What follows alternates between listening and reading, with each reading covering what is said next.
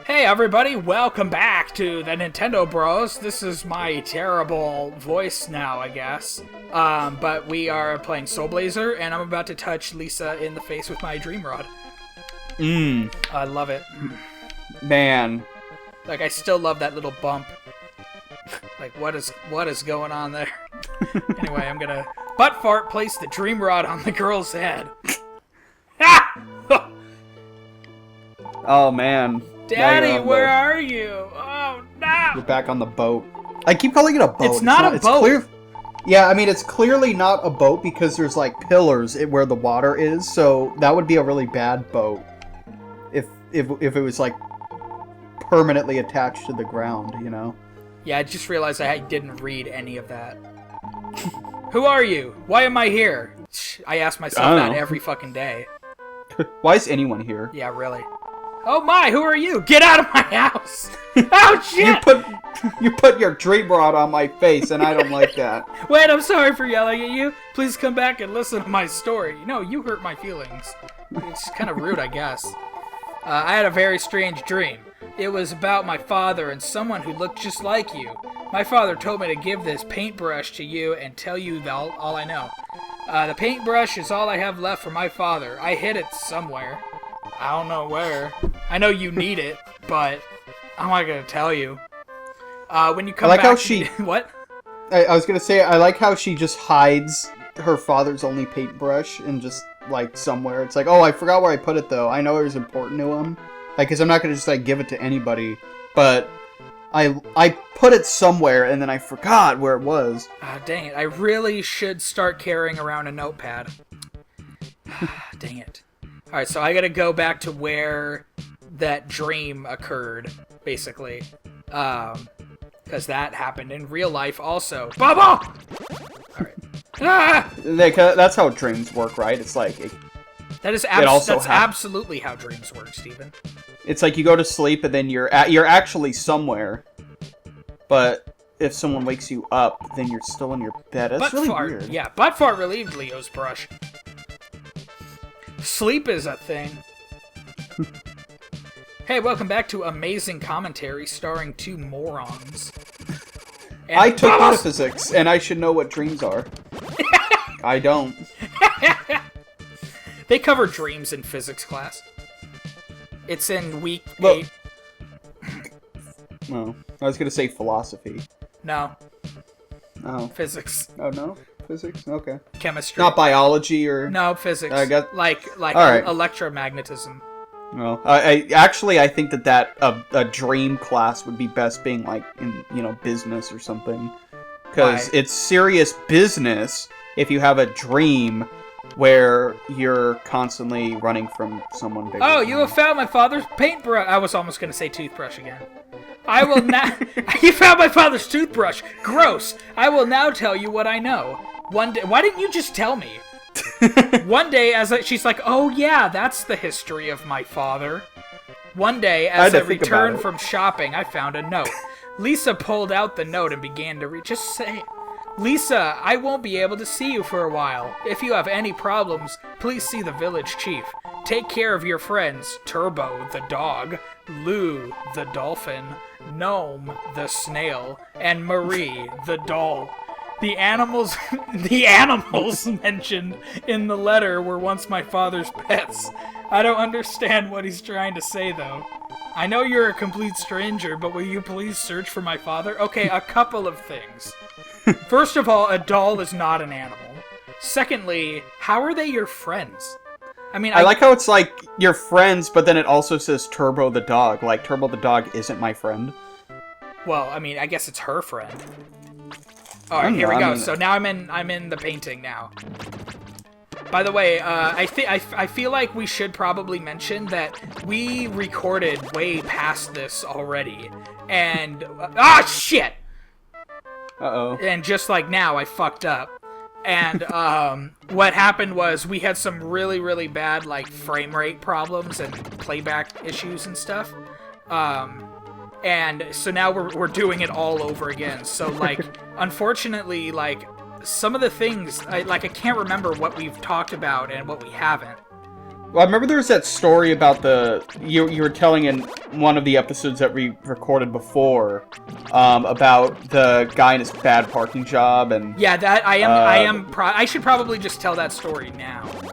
Because I don't want to forget. But yeah, so basically I have a little story to tell. And by the way, you have a story, maybe for next time, about killing a cricket or something like that.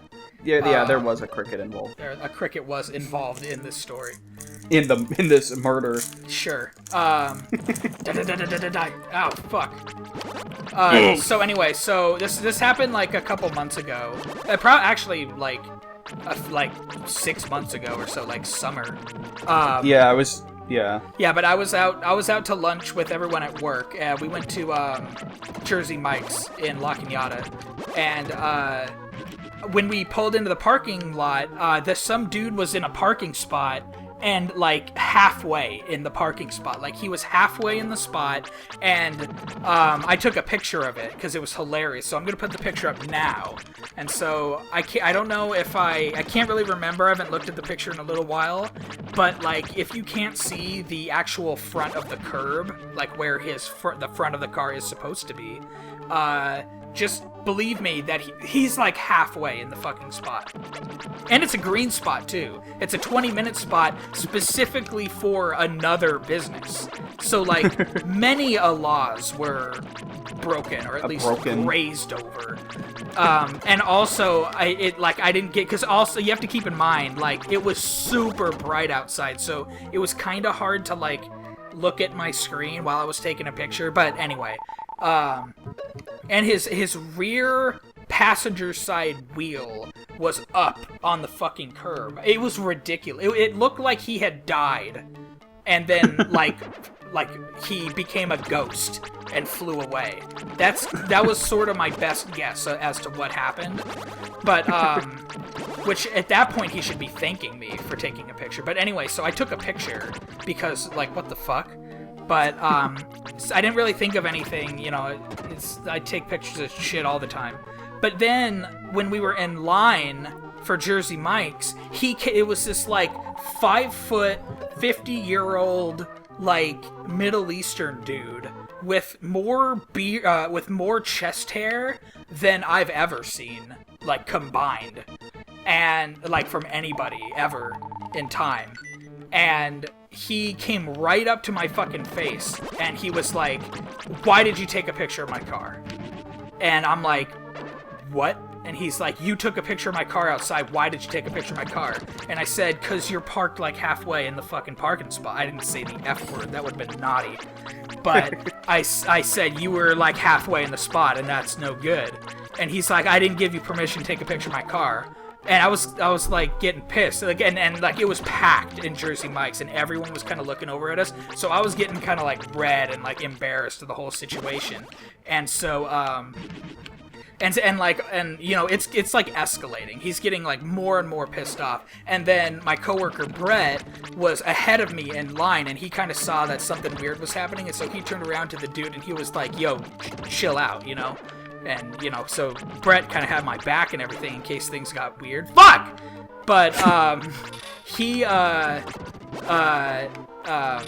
he eventually said, like, "I'll slap the hell out of you." Like, I specifically remember him saying he'll slap the hell out of me.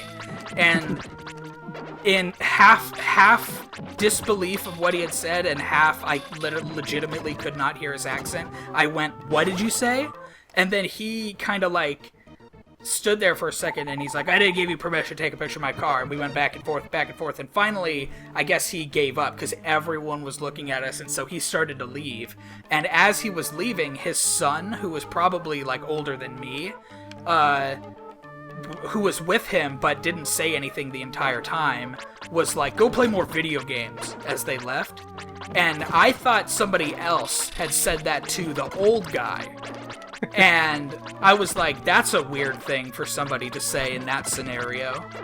And then later on, when we were eating, Jake, another coworker, had pointed out that the son had said that to me as sort of like a coup de grace. "Go play more video games." It's like, oh shit, he got me. But then I thought about it, yeah, and I was like, wait a minute, I would love to. Like, in any scenario ever, I would much rather be playing video games than, like, working. Because it was work lunch. So, I don't know what the dealio is with that, but yeah, so that happened. But anyway, that's my story. So, I guess moral of the story is, if you see a dude parking like a blind person, take a picture of it, because something really funny is about to happen. And obviously, I spread that picture around as much as people cared about, and I could.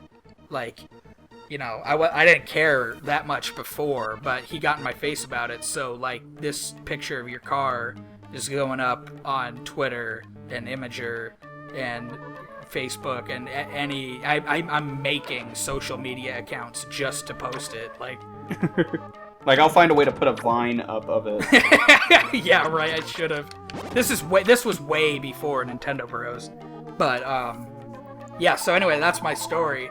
Let me know in the comments who's the asshole, that dude or me, because apparently in a public place, you're not allowed to take pictures of people's cars, even when they fucking, you know, park like they shouldn't ever be driving or own a car. Damn it.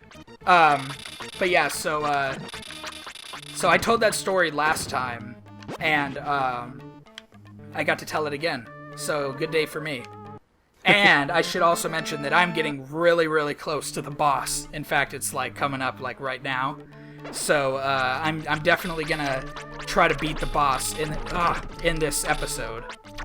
I think I mentioned this last time, but those yellow monsters that come out of those portals look like really fucked up minions. Oh yeah. Like they look like a really buff guy dressed as a minion. Yeah. Damn it. Maybe you're gonna fight Gro, the... Oh god. Yeah, that's the boss. So, Yeah. Okay, I should also mention, I forgot, these...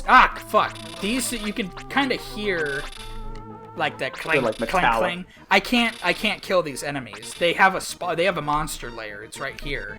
I can't kill it because they're made of metal. And I don't have a sword that can cut metal yet. But I'll get one later. Shit, I forgot to heal.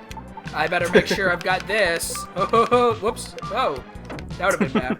So yeah, this is the first boss. He's kind of a dick, but he's not too bad. So the strategy is so like you see these arrow things down at the bottom.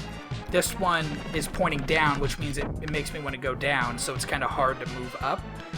You just kind of lure him off to the side and then hold your sword out with R like that, and then it kind of drills into him. Da da da da da. Ah! Oh god, whoa. So yeah, he's really not too bad. Some of the bosses in this game are like ridiculously hard, and like you have to basically be lucky. And some of the bosses like this one are pretty easy.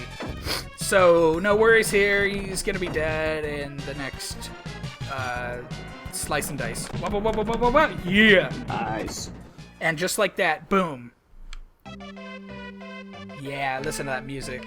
Yeah, it's got very happy. Yeah, so I just beat this whole area, this whole land. I don't know what the fuck you would call it, but yeah. Welcome to my room. Wasn't this my room? Didn't his wife make me her son and gave me this room? Which is kind of weird. It's like, my husband's missing, but if you pretend to be my son, then I guess that gap will be filled in my life. I have something to tell you. Please come back to my house. Ugh. Okay. And so I can vomit. Yeah, sure. He made that sound just then, by the way. That wasn't... Oh, no, I was reading that. I'm very official. Please come back to my house. You couldn't read it, but there was little tiny text at the bottom that said, more. Makes noise of vomit. Yeah. Alright, so now I gotta go talk to that recently rescued... Oh, hello. I don't know if there is such a thing as reincarnation. Even though I can't communicate with my husband, I enjoy his company. Oh, no. Aw. Well, now I'm sad. Alright, so I'm gonna talk to this village chef. The village chef. I feel as though I have been surrounded by darkness. In that darkness, I heard my best friend Leo. He told me to give this brown stone to a person named Buttfart. I don't know what the brown stone looks like, even though I'm handing it to you right now, but this is a stone that I received from him the day before he disappeared. Buttfart received the brown... Buttfart, comma, received the brown stone. Suddenly, the master's voice came thundering down from the heavens. Do you want to be the master? Yeah, sure. The brown stone you have is the key to open the world of evil. This is where Death Toll lives. Come back to me with the stone. That was, like, perfect. I mean... Wow. I'm I crying. was going for the whole thunderous voice thing. So, I could just step away from the microphone as I did and All right, well, proclaim to the land. Sure. So that about does it for this episode. Thank you all for watching. Steven's gonna tell his stupid cricket story next episode, so you're not gonna want to miss that. Fuck you, okay? He's gonna tell his stupid ass dumb shit Christmas cricket story, and